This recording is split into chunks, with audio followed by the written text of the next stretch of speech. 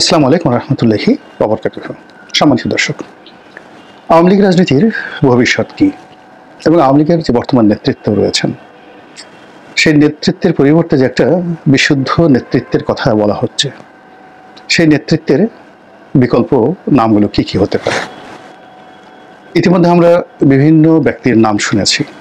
কেউ পরশের নাম বলছেন, শেখ পরশ, কেউ তাপসের নাম বলছেন, কেউ শিরিন শারমিন চৌধুরীর নাম বলার চেষ্টা করেছেন, অনেকে জনাব সাবের হোসেন চৌধুরীর নাম বলার চেষ্টা করেছেন। এর বাইরে নারায়ণগঞ্জের সেলিনা হায়াত আইভি অথবা সাবেক রাষ্ট্রপতি আব্দুল হামিদ চৌধুরী, ওনাদের নামও বলার চেষ্টা করেছেন।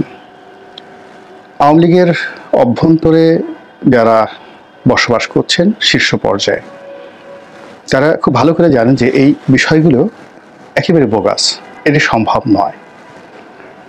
এখনো পর্যন্ত পুরো দলের উপরে, নেতাকর্মীদের উপরে যে নিয়ন্ত্রণ বা যে ম্যাগনেটিক পাওয়ার, এটি শতভাগ শেখ হাসিনার হাতে।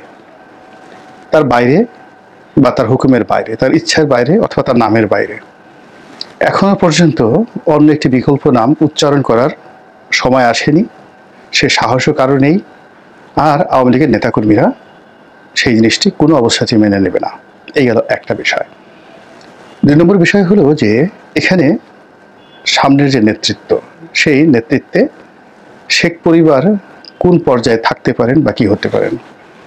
এখানকার রূঢ় বাস্তবতা হলো শেখ হাসিনা, শেখ রেহানা, জয়, পুতুল, মূলত এই চারজনের বাইরে শেখ পরিবারের অন্য কারোরই নাম সম্মুখ সারিতে ওইভাবে আসবে না।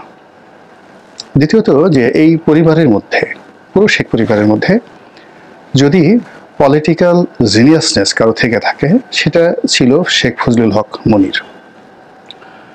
তো তার উত্তরসূরি হিসেবে এখন শেখ সেলিম আছেন, কেবলমাত্র যিনি এলাকাতে জনপ্রিয় এবং তার সে রাজনৈতিক প্রজ্ঞা রয়েছে, ব্যক্তিত্ব রয়েছে। কিন্তু সমস্যা হলো তিনি এতটা বয়স হয়ে পড়েছেন এবং তার শরীর ভালো নয় এবং শেখ হাসিনার সঙ্গে তার সম্পর্ক ভালো নয়। শেখ হাসিনা তার নেতৃত্বের বিকল্প হিসেবে তিনি কোনো অবস্থাতেই শেখ সেলিম এই পরিবারকে তিনি পছন্দ করবেন না। যারা অভ্যন্তরীণভাবে জানেন এই বিষয়টি, শেখ পরিবারের অভ্যন্তরীণ সম্পর্ক, তারা খুব ভালো করে জানেন যে এটার কতটা নিষ্ঠুরতা এবং সত্যতা এবং বাস্তবতা রয়েছে। এরপরে যিনি আছেন, যাদের মধ্যে সবচেয়ে যোগ্যতা সম্পন্ন, পলিটিক্যাল যাকে বলা হয় অ্যাকসেপ্টেবিলিটি এবং যোগ্যতা যাকে বলা হয় কোয়ালিটি, সেটা হলো আবুল হাসনাত আবদুল্লাহ। তার শরীর ভালো আছে, স্বাস্থ্য ভালো আছে এবং ঠিক তার মধ্যেও ম্যাগনেটিক পাওয়ার রয়েছে, even better than Sheikh Selim. এবং আরও ব্যাপার হলো যে শেখ পরিবারের ভেতরে শেখ হাসিনা, শেখ রেহানা এই দুজন ব্যতিরেকে বাকি সবার সঙ্গে মোরাললেস একটা ভালো যোগাযোগ রয়েছে আবুল হাসনাত আবদুল্লাহ সাহেবের। কিন্তু অবাকের ব্যাপার হলো তার সাথেও কিন্তু ব্যক্তিগতভাবে শেখ হাসিনা বা শেখ রেহানার যে সম্পর্কটা, এটা ভালো নয়। ফলে তাকে কেন্দ্র করে নেতৃত্ব আগামী দিনে আবর্তিত হবে না। এরপর যদি আপনি শেখ হেলালের কথা চিন্তা করেন, তিনি, তার ভাই যারা আছেন, তারা শেখ হাসিনার স্নেহভাজন, কিন্তু দলকে নেতৃত্ব দেওয়ার মতো তিনি বা নুরে আলম চৌধুরী ওরফে লিটন চৌধুরী বা নিক্সন চৌধুরী মূলত ওই পর্যায়ের দলকে নেতৃত্ব দেওয়ার মতো অবস্থায় তাদেরকে গড়ে তোলা হয়নি বা তারা নিজেরাও ঠিক ওই পর্যায়ে গড়ে ওঠেননি। এর মধ্যে লিটন চৌধুরীর সঙ্গে মোটামুটি ব্যক্তিগতভাবে শেখ হাসিনার একটা ভালো সম্পর্ক রয়েছে, কিন্তু আওয়ামী লীগের মতো একটা বৃহত্তম দল, এটিকে নিয়ন্ত্রণ করা, নেতৃত্ব দেওয়া, এই অবস্থায় আমার কাছে ব্যক্তিগতভাবে মনে হচ্ছে না যে লিটন চৌধুরী এই ঝুঁকির মধ্যে যাবেন। বাকি যাদের নাম শোনা যায় আত্মীয়তার মধ্যে, একটু দূর সম্পর্কের আত্মীয়, কিন্তু দলে আবার অভ্যন্তরীণভাবে তারা বেশ শক্তিশালী। একজন হলেন জাহাঙ্গীর কবির নানক, আর একজন হলেন বাহাউদ্দিন নাসিম। তো বাহাউদ্দিন নাসিমের সাংগঠনিক ক্ষমতা অসাধারণ, দলের মধ্যে তার একটা প্রভাব রয়েছে, কিন্তু একই সঙ্গে মেজাজ গরম, রুক্ষ, এর জন্য তার বদনাম রয়েছে। আর নানক সাহেবের সেই তার বিরুদ্ধে দুর্নীতির অভিযোগ থেকে শুরু করে আরও নানা রকম অভিযোগ এবং তার সঙ্গে সঙ্গে তার শারীরিক অসুস্থতাও একটা বিরাট ফ্যাক্টর। ফলে এই দুজনকে নিয়েও মিশ্র প্রতিক্রিয়া রয়েছে। এর মধ্যে বাহাউদ্দিন নাসিমকে তুলনামূলকভাবে শেখ হাসিনা নির্ভরযোগ্য মনে করেন। অন্যদিকে পরশ এবং তাপস, ওনারা যেহেতু শেখ ফজলুল হক মনির সাহেবের ছেলে, তো আপনারা সবাই জানেন যে শেখ ফজলুল হক মনির সাহেবের সঙ্গে শেখ হাসিনা শেখ রেহানার যে ব্যক্তিগত একটা মনস্তাত্ত্বিক দ্বন্দ্ব, এটি সেই ৭৫-এর ১৫ই আগস্টের অনেক আগের থেকেই ছিল। ফলে পারিবারিক সম্পর্কের কারণে শেখ পরশ কিংবা শেখ তাপস তারা নেতৃত্বের একটা জায়গায় এসেছেন বা দলের গুরুত্বপূর্ণ জায়গাতে এসেছেন, কিন্তু শেখ হাসিনার কখনই সেটা গ্রিন সিগন্যাল ছিল না। পারিবারিক ঐতিহ্য রক্ষা করার জন্য তাকে এই কাজগুলো করতে হয়েছে। তো কাজেই আগামীতে যদি দলের যে নেতৃত্ব, সেই নেতৃত্ব যার হাতে যাবে তার ব্যাপারে শেখ হাসিনার একটা গ্রিন সিগন্যাল থাকতে হবে, এবং সেই গ্রিন সিগন্যালে যে নামগুলো বললাম আপনারা বুঝতে পেরেছেন। আর এর বাইরে অন্য যে নামগুলো আসছে তাদের কারোর সঙ্গে এরকম শেখ হাসিনার নেতৃত্ব তাদের হাতে দিবেন বা নির্ভর করবেন এরকম অবস্থা তৈরি হলে, যেভাবে 111-এর সময় তিনি চোখ বুজে দলের যে কর্তৃত্ব এটি তিনি সৈয়দ আশরাফ সাহেবকে এবং তিনি জিল্লুর রহমান সাহেবকে দিতে পেরেছিলেন, ওই অবস্থা এখন আর নেই। তো কাজেই এখন পর্যন্ত টিল নাও আওয়ামী লীগের পুরো নেতৃত্বটাই মূলত শেখ হাসিনার ডিজায়ার, মানে তার ইচ্ছা এবং তার ইচ্ছা শক্তি, উইল ফোর্স, এবং তার উইল, তিনি যাকে নমিনেট করবেন তার উপর কিন্তু নির্ভর করছেন। এই গেল এক। ২ নম্বর হলো যে আওয়ামী লীগের নেতৃত্বের পর্যায়ে এমপি, মন্ত্রী, দলের বিভিন্ন পর্যায়ের অসংখ্য নেতা এবং কর্মী রয়েছেন। এদের মধ্যে অন্তত ১০০ জন চিহ্নিত লোকজন যারা রীতিমতো পচে গেছেন, গলে গেছেন, দুর্গন্ধ ছড়াচ্ছেন।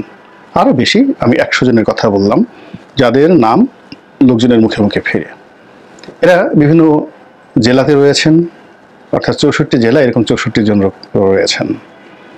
এরা কেন্দ্রীয় আওয়ামী লীগে আছেন, এবং এদের মধ্যে অন্তত ১০ থেকে ১২ জন লোক রয়েছেন যারা সারা বাংলাদেশে পরিচিত দুর্নীতিবাজ হিসেবে, অপদার্থ হিসেবে, আওয়ামী লীগকে শেষ করার জনক অথবা জননীরূপে, অর্থাৎ এর মধ্যে অনেক নারীও আছেন। এখন দেশের এই যে পরিবর্তিত অবস্থাতে আওয়ামী লীগ যদি জিদ করে থাকে যে তারা কোনো কিছুই পরিবর্তন করবে না, এটা হবে না।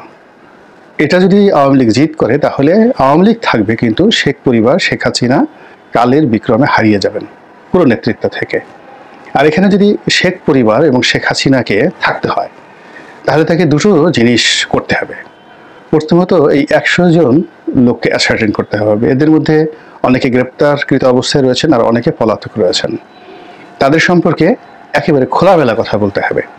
যেভাবে তার যে ৪০০ কোটি টাকার পিয়ন সম্পর্কে তিনি বলেছেন, ওভাবে তাকে বলতে হবে যে আমি বুঝতে পারিনি অথবা ধারণা করতে পারিনি ব্যস্ততার কারণে, অথবা আমাকে ধারণা দেওয়া হয়নি।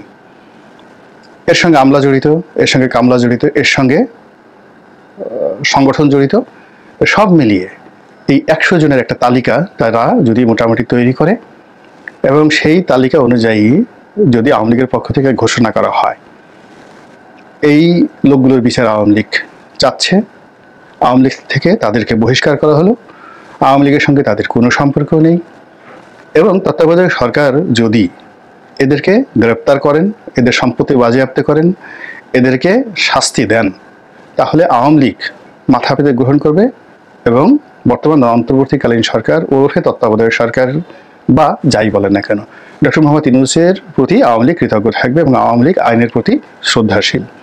এবং একই সঙ্গে যদি আওয়ামী লীগ কথাও বলে যে আমরা আমাদের দলের এই আত্মশুদ্ধিমূলক অভিযানের অংশ হিসেবে তাদেরকে দল থেকে বহিষ্কার করলাম, তাদের বিচার দাবি করলাম, এবং জনগণ যদি বলেন বা জনগণের পালস অনুভব করে আওয়ামী লীগের মধ্যে আরও যারা স্থানীয় পর্যায়ে দুর্নীতিবাজ রয়েছে পর্যায়ক্রমে তাদের বিরুদ্ধে সাংগঠনিক ব্যবস্থা গ্রহণ করা হবে, এবং আমরা সময় এবং সুযোগ বুঝে আওয়ামী লীগের একটা নতুন নেতৃত্ব জাতিকে উপহার দেওয়ার জন্য কাজ করছি। বিশ্বাস করেন, শুধুমাত্র এই কথাগুলো বলার সঙ্গে সঙ্গে পুরো বাংলাদেশের রাজনীতিতে 180 ডিগ্রি অ্যাঙ্গেলে সব কিছু উলটপালট হয়ে যাবে। আর যদি এই কথাগুলো বলা না হয়, এখনো যদি মনে করা হয় যে না, তাদের জন্য ওই যে একজন নজরুল ইসলাম মজুমদার খুব ভালো মানুষ ছিলেন, তিনি নিয়মিত ব্যাংকারদেরকে কালেকশন করে তারপরে তাকে চাঁদা পৌঁছায় দিতেন। যদি মনে করা হয় ওই যে আনিসুল হক, তিনি, তারপরে তার বান্ধবী, তার বন্ধু, ওই যে সালমান এফ রহমান, তিনি, তার বান্ধবী, তার বন্ধু, এরকম জাস্ট আরও অনেক সাংবাদিকদের মধ্যে আছে, ব্যবসায়ীদের মধ্যে আছে, তারপরে ধরুন আমলাদের মধ্যে আছে, কামলাদের মধ্যে আছে, যারা রীতিমতো আওয়ামী লীগকে একের পর এক বিক্রয় করেছে, আওয়ামী লীগ একের পর এক জবাই করেছে, আওয়ামী লীগের নেতাকর্মীদের জীবনকে আজকে দুর্বিষহ করে দিয়েছে। তো যে মানুষগুলোকে আগামী 100 বছর পর্যন্ত এই বাংলার মাটিতে কোনো অবস্থাতেই কেউ দাঁড় করাতে পারবে না, সেটা বেনজির হোক কিংবা সেটা খেনজির হোক, আমি জাস্ট একটা উদাহরণ দিলাম। এই নামগুলো বাংলাদেশে দাঁড় করানো যাবে না। যদি তাই হয়, কিংবা সালমান এফ রহমান হোক, আওয়ামী লীগ কখনো এদেরকে আর ওন করতে পারবে না, এরাও বাংলার মাটিতে আর কখনো কোনো অবস্থাতেই দাঁড়াতে পারবেন না। বরং এই বিষয়গুলো নিয়ে, অর্থাৎ শরীরের এই ক্যান্সার নিয়ে আওয়ামী লীগ যত বেশি এগুবেন, যত বেশি জিদ ধরবে, তত বেশি তারা বিপদের মধ্যে পড়বে। এই গেল একটি ফার্স্ট, আমার দিক থেকে মনে হচ্ছে আওয়ামী লীগের এই জিনিসগুলো করা উচিত। 2 নম্বর হলো যে যারা পলাতক আছেন, এই পলাতক লোকদের মধ্যে যারা বাংলাদেশ থেকে চলে গেছেন, কিন্তু যাদের বিরুদ্ধে দুর্নীতির অভিযোগ আছে, যাদের বিরুদ্ধে বিরক্তি আছে, যাদের কোনো পলিটিক্যাল মোটিভেশন নেই, তাদেরকে যে কোনো মূল্যে আওয়ামী লীগের উচিত নিষিদ্ধ করা, তারা যেন কোনো অবস্থাতে কোনো অডিও ভিডিও ফুটেজ না দেয়। আওয়ামী লীগের পক্ষে বাংলাদেশের মধ্যে যদি তাদের কেউ না থাকে কথা বলার জন্য, তাহলে চুপ থাকাটাই উত্তম। শেখ হাসিনা যেটা বলছেন দলের প্রধান হিসেবে, এটা মোরাললেস আলোচনায় থাকবে। কিন্তু যদি মোহাম্মদ আরাফাত কোনো কথা বলেন, তার যত যুক্তিযুক্ত হোক না কেন এবং যত সুন্দর শোনাক না কেন, এটি আওয়ামী লীগকে ক্ষতি করবে, এটা বুঝতে হবে। জয়ের কথা বা পুতুলের কথা যেভাবে আওয়ামী লীগের নেতাকর্মীরা গ্রহণ করবে, এখন এটা যদি দেখা গেল যে আওয়ামী লীগের অন্য কোনো লোক, যার কোনো ইমেজ নেই, তিনি যদি কথা বলেন, বাহাউদ্দিন নাসিম সাহেব যদি এটা কথা বলেন, জাহাঙ্গীর কবির নানক সাহেব যদি এটা কথা বলেন, এমনি তারা কিন্তু কথক হিসাবে, নেতা হিসাবে বড়, কিন্তু কথক হিসাবে আগেও জনপ্রিয় ছিলেন না, আর এখন তো একেবারেই অজনপ্রিয়। তারপর নিরাপদ দূরত্বে গিয়ে তারা যেখানে আছেন, কথা বলার মতো মুখ, ভয়েস তাদের নেই, ফলে দে শুড নট টক। এটা তাদের প্রথম দায়িত্ব এবং কর্তব্য। আওয়ামী লীগ যদি আগামী 6 মাসে কোনো কথা না বলে, কোনো নেতা, আওয়ামী লীগের সম্মান বাড়বে, কিন্তু কোনো অবস্থাতে সম্মান কমবে না। আমি অনেক আগে একটা ভিডিওতে বলেছিলাম যে আমাদের দেশে কিছু কিছু রাজনৈতিক দল রয়েছে যারা নিজেদেরকে খুব ইজ্জতদার ভাবে, তাদেরকে যদি কিয়ামত পর্যন্ত জুতোপিটা করা হয়, তবুও তারা মনে করে তাদের ইজ্জত যায়নি, বা তাদের ইজ্জত এত ঠুনকো নয়, জাহান্নামে নিক্ষেপ না করা পর্যন্ত তাদের ইজ্জত যাবে না। তো এখন এই কথাগুলো আমি তখন কাকে বলেছিলাম এটা কেউ আমি জানি না, কিন্তু জামাত বা বিএনপি যারা তখন সোশ্যাল অ্যাক্টিভিস্ট ছিলেন, তারা এটাকে, আমি তখন আওয়ামী লীগের এমপি, এটাকে তারা মার্কেটিং করেছে যে আওয়ামী লীগের সংসদ সদস্য আওয়ামী লীগের দিকে আঙ্গুল তুলে বললেন যে আওয়ামী লীগের ইজ্জত এত বেশি যে কিয়ামত পর্যন্ত জুতো পিটা করলে তাদের ইজ্জত নষ্ট হবে না। কিন্তু এই কথাটা আমি বলার চেষ্টা করেছি সকল রাজনৈতিক ব্যক্তিত্বকে। এই যে রাজনীতিবিদদের আত্মমর্যাদাহীনতা কিংবা তাদের সম্মানবোধ না থাকা এবং আত্মসচেতনতা না থাকার কারণে অরাজনৈতিক শক্তি বারবার আমাদের দেশে ক্ষমতায় আসছে এবং রাজনীতিবিদদের মাথার উপর কাঁঠাল ভাঙছে। আমি যখন জুলাই মাসের শেষের দিকে কিছু কথা বলেছি, আগস্ট মাস 2024 সনের 5 তারিখ 6 তারিখে ভিডিওগুলো করেছি, 7 তারিখ 8 তারিখে আজকের যে পরিণতিগুলো রিয়েলি যেটা দাঁড়িয়েছে, এটা 7-8 তারিখ থেকে কিন্তু আমি বলার চেষ্টা করেছি। এবং আমি তখন বলেছি যে একটা সময় আসবে যখন বিএনপি, আওয়ামী লীগ থেকে শুরু করে জামাত, অন্যান্য সমস্ত রাজনৈতিক দলগুলো একত্রে গলাগলি করে কান্নাকাটি করবে এবং অরাজনৈতিক শক্তি থেকে বাঁচার জন্য আবার সেই এরশাদ বিরোধী আন্দোলনের মতো তাদেরকে রাজপথে নামতে হবে। এখন এই কথা বলার কারণে জামাতের অনেক লোক বিক্ষুব্ধ হয়েছেন, আমার প্রতি কষ্ট পেয়েছেন যে একেবারে এত বড় একটা বিপ্লবের পরে এই লোক এসব কি বলছে, তো আওয়ামী লীগের প্রেতাত্মা। বিএনপির অনেক লোক যে আমরা কাকে এই দলে মনোনয়ন দিয়েছি, একে, এ তো সব জায়গায় শুধু বিদ্রোহ করে, সব জায়গাতে শুধু সে গন্ডগোল লাগিয়ে দেয়। এত বড় একটা বিপ্লব যেখানে 100% বিএনপি আজকেই ক্ষমতা এসে যাবে, সব কিছু বিএনপির নিয়ন্ত্রণে, সেখানে সেই লোক বলছে যে আগামীতে এরকম অরাজনৈতিক শক্তি মানে ঐক্যবদ্ধ হবে যে রাজনৈতিক দলগুলো সিঙ্গেলি তারা সেই শক্তিকে মোকাবেলা করতে পারবে না।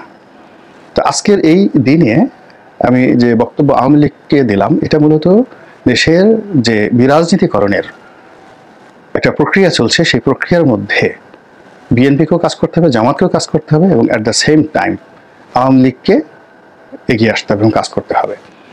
অনেকে আওয়ামী লীগকে নিষিদ্ধ করার কথা বলছেন। হ্যাঁ, নিষিদ্ধ হতে পারে, আপনারা যদি পারেন, সরকার যদি পারে তো খুবই ভালো। কিন্তু আওয়ামী লীগকে ঠিক কাগজে কলমে নিষিদ্ধ করা যতটা সহজ, কিন্তু বাস্তবে সেই নিষিদ্ধটা যদি কার্যকর করতে হয় সেটা রাজনীতি দিয়ে, নীতি দিয়ে, আদর্শ দিয়ে দীর্ঘ সময় নিয়ে করতে হবে এবং এরকম একটা প্রক্রিয়া চালানোর জন্য কম করে হলে 20 থেকে 25 বছর সময় দরকার আওয়ামী লীগের নামটি মুছে ফেলার জন্য। এর আগ পর্যন্ত যদি এলোমেলো কাজ করা হয় আওয়ামী লীগ আরও শক্তিশালী হবে এবং আওয়ামী লীগের যারা প্রতিপক্ষ তাদের জন্য ভয়ঙ্কর হয়ে পড়বে। তো সেই অবস্থা মোকাবেলা করার জন্য রাজনৈতিক যারা নেতৃত্ব রয়েছেন তারা যদি এই বৃহৎ সংগঠনটির দিকে তাকান এবং এটিকে শ্রেণীবদ্ধ, সারিবদ্ধ এবং এটিকে নিয়মতান্ত্রিক করার জন্য তারাও যদি চেষ্টা করেন, তাহলে দেশে আবার সেই অতীতের মতো রাজনৈতিক ঐক্যমত্য আসবে, রাজনৈতিক প্রতিযোগিতা হবে, আর রাজনৈতিক সেই প্রতিযোগিতার মধ্যেই অরাজনৈতিক শক্তি হারিয়ে যাবে। আল্লাহ আমাদের সবাইকে হেদায়েত দান করুন এবং হেফাজত করুন। আসসালামু আলাইকুম ওয়া রাহমাতুল্লাহি ওয়া বারাকাতুহু।